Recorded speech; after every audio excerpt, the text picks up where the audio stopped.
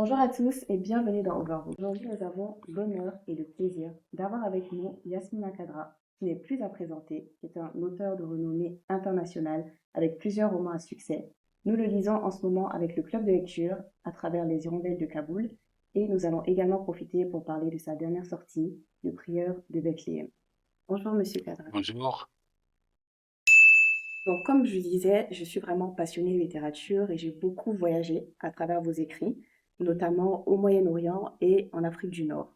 Et la première question que je me posais, c'est pourquoi choisir souvent en toile de fond de mettre en lumière des conflits et comment est-ce que vous choisissez les sujets de vos romans? Le conflit, c'est quelque chose qui est devenu presque banal. L'homme est constamment en guerre avec lui-même et quand il en a marre de se martyriser, il va essayer de provoquer des conflits ailleurs. C'est ce que nous voyons maintenant comme en Palestine ou bien au Liban, en Ukraine, au Soudan, partout. On dirait que l'être humain n'a pas encore compris, n'a pas encore atteint la maturité qui lui rappelle toujours qu'il est juste une obsolescence programmée, qu'un jour il va quitter ce monde et qu'est-ce qu'il va laisser derrière lui? Des choses qui ne sont pas tellement en son honneur. Je parle d'un monde qui est affligeant, qui nous consterne tous parce que nous ne sommes pas à l'abri de ce qui se passe ailleurs. D'ailleurs, même quand le malheur frappe des patries lointaines, ben, chez nous à la maison, on peut le voir à la télé, on peut l'écouter à la radio, on peut le lire dans la presse. Nous sommes constamment agressés par cette inaptitude de l'être humain à accéder à la maturité qui va lui permettre de profiter de la vie au lieu de la gâcher. Avec votre dernière sortie, Le Prieur de Bethléem, vous abordez un sujet qui est très d'actualité Oui. à travers le conflit donc en Palestine, en Israël. Vous en avez parlé aussi dans l'attentat. Et je voulais savoir pourquoi ce choix d'en reparler aujourd'hui. Ben, c'est un conflit qui nous pourrit la vie. Voilà, moi je ne supporte plus cette manière de traiter des peuples, de les sous-estimer, de les déprécier, de les déshumaniser. Et ça me rappelle aussi la colonisation qu'a connue l'Algérie.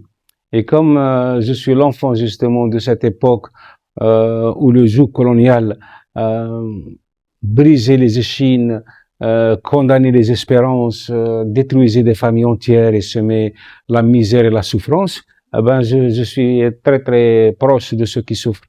Donc, et puis ce conflit se doit d'être traité tous les jours. Malheureusement, l'attentat, je l'ai écrit il y a 25 ans, il est toujours d'actualité, c'est le livre qui marche encore plus aujourd'hui. Mais je trouve que ce n'était pas assez. Il faut toujours revenir, essayer de rappeler à certains cette stupidité qui les aveugle, qui les empêche de voir l'horizon comme une espèce d'espace de rêve et non pas comme un projet sinistre, un projet de désastre. Et en lisant donc Le Prieur de Bethléem, j'ai trouvé que ça me rappelait l'écrivain, parce qu'à un moment dans le livre, vous soumettez quelque chose, un texte pardon, que vous appelez le manuscrit, et on refuse de le lire. Et c'est à peu près ce qui se passe avec le prieur, mais lui, dans ce cas-là, il se retrouve à devoir faire l'extrême, c'est-à-dire à carrément kidnapper donc les gens pour qu'ils lisent. Quelle magnifique idée quand même, hein? Est-ce que vous pensez qu'on est dans un monde où on n'écoute tellement plus qu'il faut Ouais, kidnapper, forcer absolument, il faut forcer les gens à écouter, à entendre. Cette surdité intenable, finalement, va transformer le monde en une sorte de chaos. D'ailleurs, on l'est déjà dans le chaos. Regardez, avec tout ce qui se passe, par exemple, avec Israël, ils n'entendent pas le cri des peuples, ils n'entendent pas la loi, ils n'entendent pas le droit international, ils ne veulent rien entendre, ni la souffrance des enfants. On les voit, ils sont fiers, par exemple, de faire souffrir un enfant, de tuer un enfant. Mais il faut arrêter quand même, il faut que ces gens-là s'éveillent à eux-mêmes. Rien en ce monde ne nous appartient. Ni la patrie, ni la terre, ni rien. On n'est que des passagers. Nous sommes des transitaires. Et ces gens-là, ils croient vraiment qu'ils sont en train de faire œuvre utile. Mais non, tu es en train de gâcher ta vie. Tu es en train de faire d'un ange un démon. Tu es en train de te salir les mains avec le sang des innocents. Et comment tu vas négocier ta vieillesse demain? Parce que tous les gens que tu massacres aujourd'hui seront tes compagnons demain à ta vieillesse. Ils seront tes fantômes. Ils vont à leur tour te martyriser. Il faut. Qu'est-ce que les gens, moi je ne comprends pas pourquoi il faut constamment se créer des ennemis là où il n'y en a pas. Alors que nous pouvons avoir des ennemis au sein même de notre famille. Vous pensez que le fait d'avoir fait la guerre, enfin d'avoir connu l'armée et tout, vous rend beaucoup plus sensible et conscient? Ça dépend des soldats. Par exemple, quand je vois les soldats du Sahel, ils n'ont aucune empathie, ils n'ont aucun sentiment. Ce sont juste des espèces de machines qui tuent. Moi, j'ai été soldat, j'ai vu la souffrance et ça m'a éveillé la souffrance des autres. Voilà, c'est pas du tout la même. C'est une question de nature. Moi, je suis un Algérien, et nous, les Algériens, nous sommes comment dirais-je, nous sommes très proches de ceux qui souffrent. Les Algériens ont toujours défendu l'Afrique. Ils ont toujours, même ils ne sont pas toujours aimés par l'Afrique, mais l'Algérie a toujours défendu l'Afrique. Il y a des gens qui sont des professionnels qui sont là, on leur a appris à tuer, et alors ils tuent. Et ils n'ont pas de conscience, ils n'ont rien qui pourrait les ramener à leur propre humanité. C'est ça. Et dans le livre, on voit Nesrine qui est un personnage féminin et qui est très courageuse. Oui. Et pour faire un peu l'analogie avec les hirondelles de Kaboul, on a Zunaira et Moussarat qui font aussi preuve de beaucoup de courage dans la décision qu'elles prennent. Est-ce que c'est une volonté de votre part donc de donner ce rôle, cette apparence en tout cas aux femmes? Elles apportent une lueur d'espoir ou une force? Non, je n'ai pas donné quoi que ce soit à la femme, elle est tout. Elle a tout. Elle est l'essence de toute chose. C'est elle la vaillance, c'est elle le courage, c'est elle la lucidité, c'est elle la bravoure, c'est elle la responsabilité. L'homme, d'ailleurs, j'aime bien dire que l'homme n'est que l'accessoire de la femme. Cet accessoire, il est ingrat, il est quelquefois failliteur, mais si on veut vraiment retourner à la raison, il faut tout simplement la puiser dans le regard d'une femme. Bien sûr. Alors, ce que je veux vous demander aussi, c'est tout simplement dans le livre, encore une fois, donc il y a la foi qui est un peu questionnée, qui est un peu, enfin, qui est un sujet qui est abordé, bien sûr, parce qu'on parle de guerre, donc parfois on se pose des questions sur Dieu et autres. Je ne sais pas si vous connaissez ce livre, mais chez nous, on a un auteur qui s'appelle Amadou Kourouma qui a écrit Allah n'est pas obligé. Bien sûr que je le connais, comment. Super. Et j'ai même lu son bouquin. Vous avez lu le bouquin? Ouais, Super. magnifique Et le film est livre. sorti? Oui, le film On a aussi. aimé. Super. Ouais. Et donc, en lisant, j'ai pensé un peu à ça. Et en fait, en disant Allah n'est pas obligé, souvent, certains se disent qu'on se résigne à accepter certaines atrocités et on fait comme si Dieu est passif. Et je voulais savoir ce que vous pensez. Est-ce que pour vous, c'est plutôt le contraire? Dieu nous donne une force et une foi pour croire un lendemain meilleur. Dieu, il est équitable. J'ai écrit dans les Sirènes de Bagdad, par mesure d'équité, Dieu ne favorise pas ses saints. Sauf le diable est au petit soin pour ses suppôts. Voilà. Dieu nous a donné une intelligence pour réfléchir. Il y en a ceux qui réfléchissent bien et d'autres qui pensent pouvoir s'en passer. Voilà, nous, les Africains, par exemple, nous, en Afrique, on n'a pas beaucoup sollicité notre intelligence. Parce que toutes les richesses du monde sont chez nous. Alors, malheureusement, il y a cette corruption, il y a ce sous-développement mental qui nous empêche de faire de l'Afrique le paradis sur terre. Voilà, la nature elle-même nous a avantagés.